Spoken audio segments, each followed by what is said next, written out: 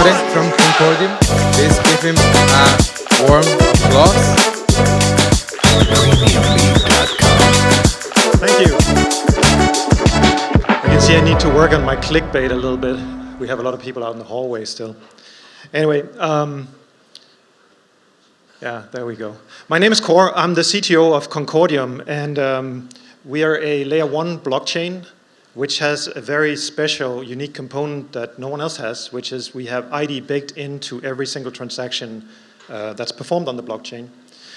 We've been around for a little over a year as a public blockchain, so we listed on mainnet in June of last year, and we started selling our native token, the CCD, in February. Concordium is a proof-of-stake blockchain. It's built on science, and what that means is that for the past 5 years, we've been working with the University of Aarhus in Denmark, with the University of ETH in Zurich, on basically designing this entire blockchain. And what's come out of that is some 70+ white papers that we've then gone and implemented. And that's something we're pretty proud of, because that actually means that what we have here is something that's based on something that's not just whipped up in a basement somewhere. The blockchain has fast finality. We're pegged to the euro, so we have stable transaction fees, and a ton of other good things you can see up there. We use Rust and WASM for our smart contract languages, and coin ourselves as being environmentally friendly as well. But that's not why I'm here. The main thing I want to talk about is actually the ID. What you have here is an interesting thing, right? Out there in the real world, and ever since the internet actually became a real thing, identity fraud has become massive. The celebrities being targeted, the guy up here, the golfer there, is definitely one of them. There's a lot. Cyberbullying is huge, right? There's so many fake accounts out there all the time. And if you've seen Netflix recently, and if you haven't, you should, there's this Tinder swindler person who is basically poses as a rich jewelry heir or something like that, and then scams a lot of people.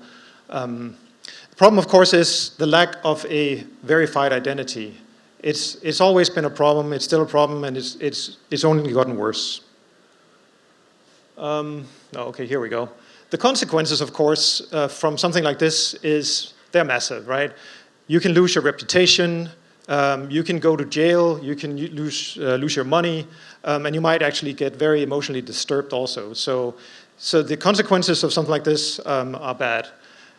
And the problem is massive. I picked some numbers off of the internet, and this 56 billion number over on the left there is basically how much money has been scammed off of American consumers in 2020 alone. The other over there, the fake SoMe accounts that were deleted, this was in Q2 of 2021.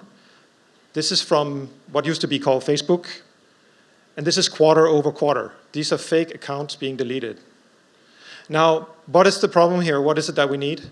Well, what we really need is we need to have a way to actually do our private transactions on a day-to-day basis without no one looking into them, but we also need to be able to open up those transactions in case law enforcement looks for it, right? So not something everyone can do. We also need to be able to take those credentials and tell others with certainty that we are someone, or that we have some claim or something like that, university degree, employment, even a legal identity.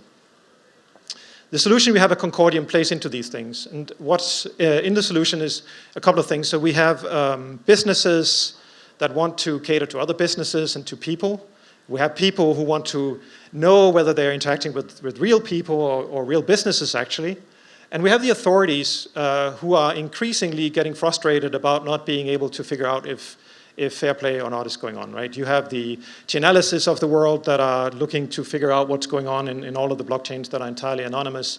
And this is a thing only because law enforcement wants it, right? Now, Concordium is placed on this, what we call the privacy scale, as a fully decentralized public blockchain. So we're not private in any way, we are public. And we have a private transaction, so if you run a node, you won't be able to see and correlate two transactions. We are not fully anonymous, though, because these transactions can be resolved. And let me talk a little bit about how that works. So we have another 5 minutes. The solution that we have starts out with a person wanting to get a digital identity. So first of all, that person submits a picture of the passport and does a selfie check, as we've seen before. The identity is validated, stored with an identity verifier, and a digital identity is sent back to the wallet of this person, who can then go about their business. Now, if that person now needs to do some kind of proof to someone, saying, hey, I am older than 18, or I'm from Europe, or this is my name, in some kind of transaction at some website, for instance, well then, that website can request the information, the person can choose whether or not to give it away, and this is provided as a zero knowledge proof in the other direction, okay? Now, the business is then free to validate this claim and can actually store it as well as proof of whatever it was. So for instance, this allows you to not sell alcohol to minors, for instance, and actually store the proof that you didn't do it.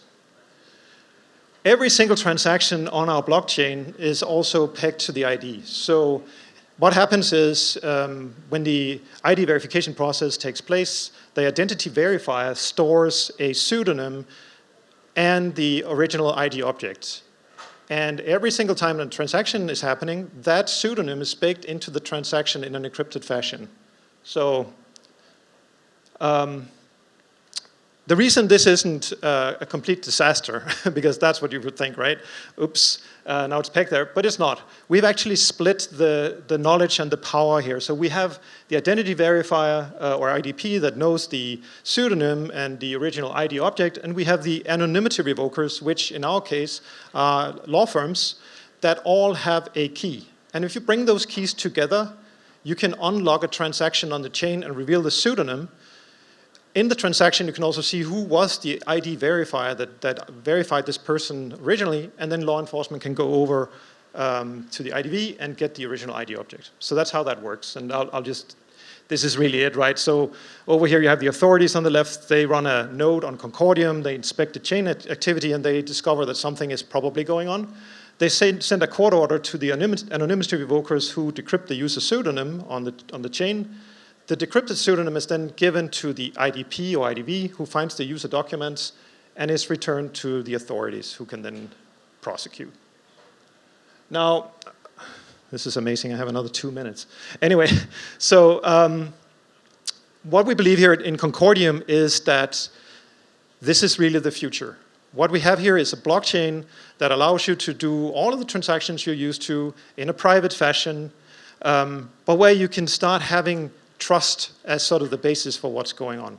The problem with old money, if you think about it, is that they're not really moving to the world of blockchain right now. And why is that? Well, there's a lot of money laundering going on, and there's a lot of AML laws that are hard to apply. And this is really the infrastructure that we need in order to be able to do this. So we're private, we have self-sovereign identities, and we will allow the wallets that we have to have all kinds of claims going forward. This is what we're building right now.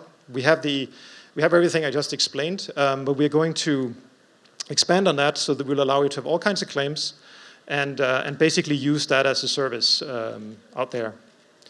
And it needs to be globally available, of course, not just to Web3, but also to Web2. So that gives you identities with accountability, and that's really what I have. Thank you all. If you want to know more, snap that and go check it out. Thanks. Any questions? Quick one. We have 50 seconds left. 1 minute. It can be a quick question, right?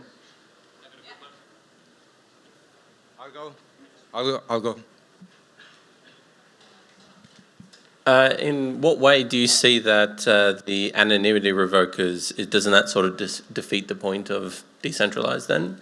Like, in what way would that be accountable? Well, so our solution actually allows for any number of anonymity revokers to be configured. So there's not like a fixed number Of course, we need to evolve on how that will work and how these anonymity revokers are appointed. But you are right, they are centrally appointed this time.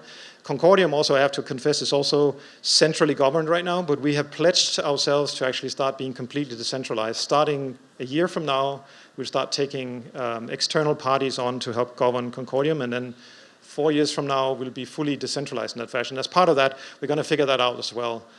There's a lot of stuff to be figured out. This is early days, but it's a good question. Thank you. Thank you very much. It was great to have you here. First time at the conference. Thank you very much. So, please, warm applause.